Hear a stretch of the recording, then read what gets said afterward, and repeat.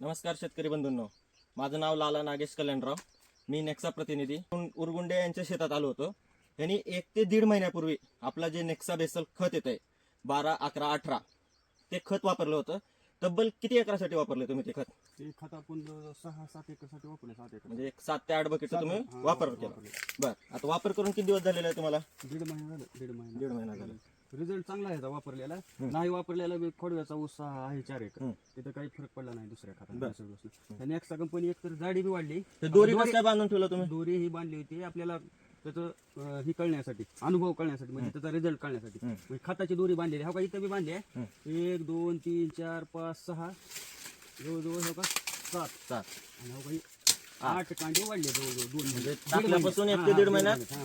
आणि काय मी काय आता काय बांधलेलं नाही, हे दोन टाकांना बांधलेलं आहे. इथं बी बांधले हो का, नंतर इथं बांधला हो का, इथं बी बांधला हो का, तिकडे बी बांधला, पण ऊस आडवा पडलाय सगळं. बरं. इथं किती कांड्याची वाढ झाली? 1, 2, 3, 4, 5, 6 आणि हो काही 7वं कांड तयार आहे. तिथं 8 आहेत.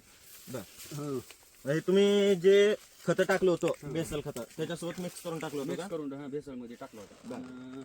पुन्हा नंतर तुरीला याचा रिझल्ट आल्यामुळे तुरीला फवारला होता मी.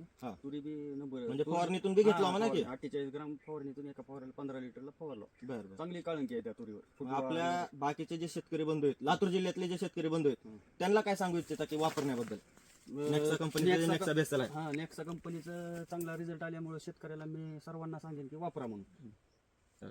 नमस्कार शेतकरी बंधूंनो, तर तुम्ही पाहू शकता की नेक्सा बेसल वापरून म्हणजे प्रत्येक हा शेतकरी समाधानकारक आहे. तर तुम्ही वापरावे. जर तुमच्या शेतातील ऊसाचे उत्पादन वाढवायचे आणि ऊसाचे कांड्या 5 ते 6 कांड्या आपल्याला वाढवायचे असतील तर नेक्सा बेसल नक्की वापरावे.